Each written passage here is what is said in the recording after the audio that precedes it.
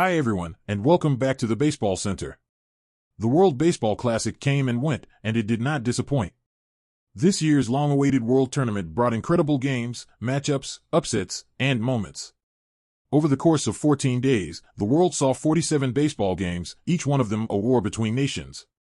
The tournament kicked off on March 7th, featuring the very first pool play game, where Team Cuba played the Netherlands in the Taiwanese Taichung Intercontinental Baseball Stadium, where the Netherlands beat Cuba 4-2.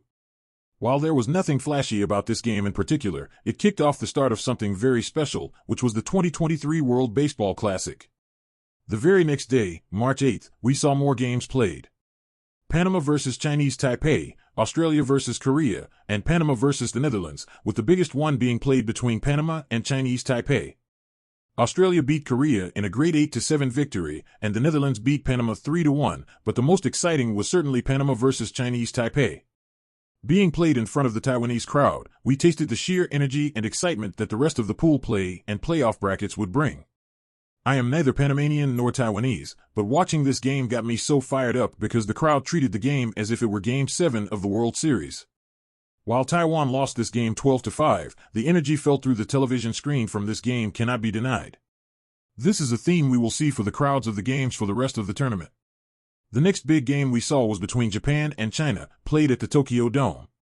If you thought the Taiwan game had energy, this game blew your socks off. The horns being played in the crowd, the uproar whenever something good happened to Japan, and the cheers for Shohei Ohtani were flat out insane. Japan and China are certainly rivals, and while the beef doesn't come from a history of baseball games between the two countries, the emotion that comes from that beef is felt nevertheless. Japan ran away with the victory, winning 8-1.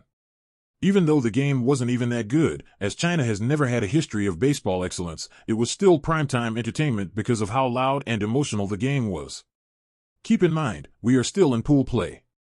In addition to the Japan-China game, we saw Italy topple Cuba in a somewhat surprising upset. The Czech Republic beat China, and Cuba destroyed China 13-4.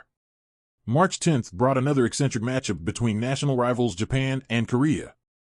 For similar reasons to China, Korea has some major beef with Japan, which turned this game into another fierce matchup. Although, that fierce matchup was short-lived, as Japan nankinged Korea, winning 13-4. On March 11th, the games began getting interesting and numerous. At last, we saw the United States play baseball in the World Baseball Classic. Bringing in one of the most stacked lineups ever, the United States was an easy favorite to win against Great Britain, a team that, I'm not gonna lie, I didn't even know existed until I checked who they were playing on the day. I mean seriously, I have never heard of a British baseball player, or there being any baseball played on that stupid island ever. How the hell did they find enough scallywags to agree to play a game of baseball against a team that looked like this? It doesn't matter, because these tea drinkers were able to hold the United States to a 6-2 victory, which is a way closer score than it should have been. I'm American, and I was embarrassed to call myself an American while I was watching this team of future Hall of Famers beat these nobodies. It's like the reversal of the American Revolution, except they didn't win. Just put up a great fight. Enough of the British banter, because we saw Mexico versus Colombia, which was incredible. An absolute nail-biter, with 6 lead changes and incredible moments. Randy Arozarena, the Cuban-born star who got his Mexican citizenship just last year, went off against the Colombians, going 2-for-4 with 2 runs batted in and a home run. We saw this Cuban turn into a full-blown Mexican after earning the respect of Mexico's crowd. For Team Colombia, Jorge Alfaro went 3-for-4 and lead Colombia to their come-from-behind victory in extra innings. The next day, March 12th, we saw Japan continue to win, which was no surprise, and we saw Team Canada beat the Brits 18-8, which was awesome. Freddie Freeman did a good job. More importantly, Venezuela versus Puerto Rico was the primetime game, where Venezuela upset the higher-coveted Team Puerto Rico in a stunning 9-6 fashion. Venezuela came out of the gates hot, getting a 7-0 lead in just the second inning.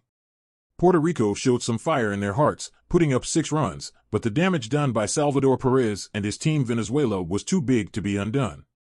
We also saw Great Britain with a massive upset against Colombia, which is something I think is safe to assume nobody saw coming. The United States also regained its footing, beating the shit out of Canada 12-1. March 15th brought 3 must-see games, with the United States versus Colombia, Mexico versus Canada, and the highly anticipated Puerto Rico versus the Dominican Republic. Colombia was able to regain footing from their embarrassing loss to Great Britain, but ultimately couldn't withstand the power of Mike Trout and the U.S. stacked lineup. Mexico also continued to prove themselves, toppling a struggling Team Canada 10-3, once again led by the always entertaining Randy Arozarena. Then, there was the heavyweight championship matchup between Puerto Rico and the Dominican Republic. Before the World Baseball Classic started, everyone was talking about how much of a juggernaut the Dominican Republic would be, and the same went for Puerto Rico. All eyes were on this matchup, and the outcome shocked everyone. Puerto Rico won the game 5-2, upsetting the stumbling Dominican team and advancing into the playoff bracket. Next up is the playoffs. If things were exciting before, I don't know how to describe this. Every new day was a new game to watch. March 16th, Japan versus Italy. Italy had been an underdog the entire WBC, putting up great games against front-running teams, led by their Hall of Fame manager Mike Piazza, a former catcher for the Mets. Their exciting run would ultimately come to an end, as the team was tasked with beating Team Japan, who seemed unstoppable the entire tournament, and they lost 9-3. On March 17th, we saw Puerto Rico versus Mexico, which was an incredible matchup. Puerto Rico was a team loaded with talent and was a serious favorite to win the entire tournament. Mexico was more underrated, but throughout the tourney showed everyone that what they lacked in talent they made up for in heart. Team Puerto Rico jumped out to an early 4-0 lead, which made them get a little too comfortable. Mexico slowly made their way back, being helped by Isaac Paredes' home run in the second inning and his additional 2 RBI to bring the game back within inches. After a long fight, Team Mexico was able to halt Puerto Rico in the 9th inning and defeat them to advance to the semifinals. On March 18th, we saw an incredible matchup between the USA and Venezuela, the best game of the World Baseball Classic until then. A 9-7 victory for the United States, this game was a nail-biter for every inning, and the whole world got to see Trey Turner become the owner of the country of Venezuela. If Turner is doing this in March, I pray my team doesn't face him in October. On March 19th, we saw the United States beat Cuba 14-2. On March 20th, we were gifted the greatest World Baseball Classic game in its history. Japan versus Mexico. Holy shit, was this game amazing to watch. Roki Sasaki, the 21-year-old pitching sensation from Japan, put his talents on display and showcased his consistent 102 miles per hour fastball against Mexico. He put on an absolute show for 4 innings when he threw one bad pitch, and Luis Urias took advantage of it and hit a 3-run home run to knock him out of the game. In the 9th inning, Mexico led Japan 5-4 when Shohei Ohtani hit a leadoff double, followed by a walk by Masataka Yoshida and a double by Munetaka Murakami to win the game. I am not a fan of either team, but this was undeniably one of the best games I have ever watched in this sport ever. Finally, March 21st. The championship game between the favorite juggernauts, the United States, and Team Japan. This game had more viewers than any World Baseball Classic game before, and all eyes were on both teams to make a statement for their country.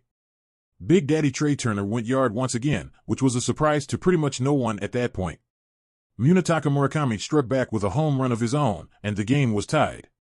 In the 4th inning, Kazuma Okamoto hit a 2-run home run to give Japan their lead, which they would never let go of. Kyle Schwarber proved to the world that he is still the father of Yu Darvish, hitting an absolute cockshot off of him, just like he did in October during the NLCS. Coming all the way to the final inning, Japan put Shohei Ohtani on the mound to face Jeff McNeil, Mookie Betts, and Mike Trout to win the whole tournament. After getting McNeil and Betts out, Shohei was on the mound, facing his current Angels teammate Mike Trout in what is such a perfect ending to the game. It seems to many that it was scripted. After the count got to 3-2, Ohtani struck out Trout, and the celebration ensued. Team Japan is the 2023 World Baseball Classic winner. The World Baseball Classic this year was amazing, and certainly worth the wait. However, there are some who are against MLB players participating in it, due to the chance of injury that these players can face. What are your thoughts on the World Baseball Classic? We love hearing from you guys, whether you agree with us or not. With that said, be sure to like and subscribe, and check out some of our other videos. Until next time, have a wonderful day. Bye.